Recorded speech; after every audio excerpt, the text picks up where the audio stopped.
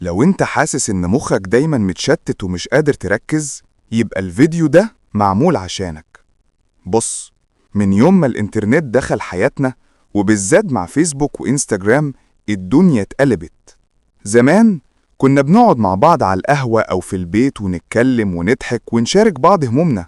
دلوقتي كل واحد ماسك الموبايل قاعد في عالم افتراضي وممكن يقضي ساعات من غير ما يرفع عينه من على الشاشة. الموضوع مش صدفة، التطبيقات دي معمولة مخصوص عشان تخليك مدمن. كل إشعار جديد، كل لايك، كل صورة أو فيديو بيتفتح أوتوماتيك بيتصمموا بعناية عشان يضربوا في دماغك جرعة دوبامين. يعني مخك يتحمس ويطلب كمان وكمان، فتلاقي نفسك داخل تقول هشوف بس بوستين، وفجأة تبص للساعة تلاقي ساعتين راحوا وانت لسه بتسكرول. المشكلة إن ده مش بس بيضيع وقتك، ده بيغير حياتك كلها.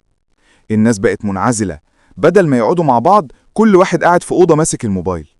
العيلة على السفرة بدل ما يتكلموا تلاقي كل واحد فاتح فيسبوك أو واتساب. الأصحاب لما يخرجوا تلاقيهم قاعدين مع بعض بس كل واحد عايش في شاشة تانية. وفين التواصل الحقيقي؟ فين الضحكة اللي من القلب؟ فين الكلام اللي يخليك ترتاح؟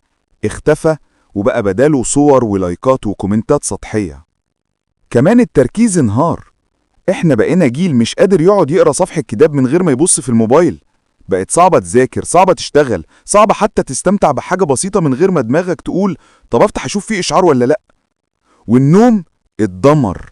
انت قبل ما تنام تفتح الموبايل تقول هشوف بس شوية ريلز، تلاقي نفسك فضلت صاحي ساعتين زيادة، وبعدين تدخل تنام ومخك مليان صور وفيديوهات. تصحى تاني يوم تعبان ومش قادر تبدأ يومك. والأخطر من ده كله إن السوشيال ميديا بتخلي الناس تحس إنها وحيدة أكتر. تخيل بارادوكس غريب، انت طول الوقت متصل بالناس بس من جواك حاسس إنك منعزل. ليه؟